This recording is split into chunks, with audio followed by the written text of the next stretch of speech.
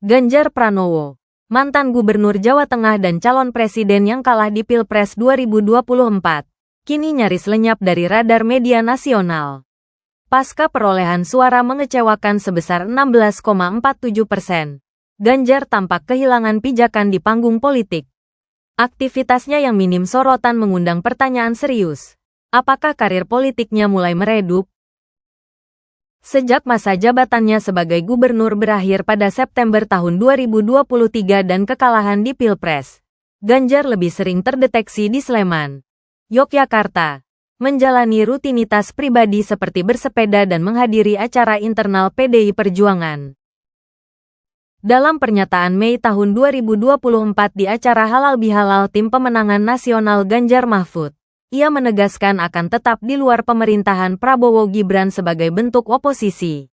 Namun, janji itu tak kunjung terwujud dalam aksi nyata. Saya akan jalankan tugas partai sesuai arahan Ibu Mega, katanya kala itu. Tetapi hingga kini, peran tersebut tampaknya hanya sebatas retorika. Di saat dinamika politik pasca Pilpres memanas, Ganjar tak kunjung muncul sebagai suara kritis. Ini kontras dengan Anies Baswedan yang tetap relevan lewat isu Pilgub Jakarta.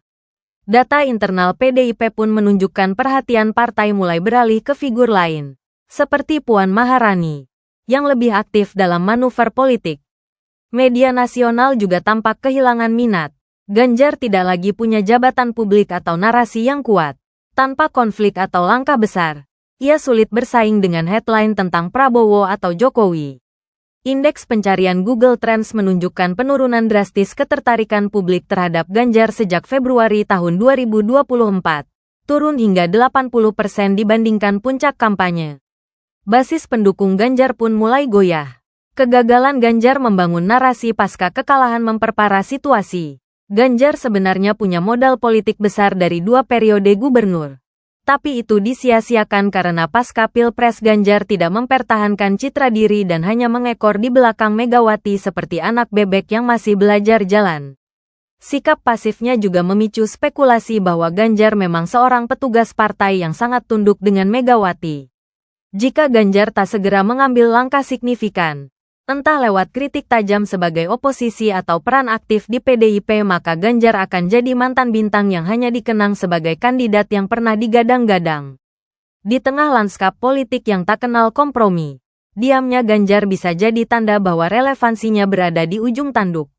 Waktu akan menjawab.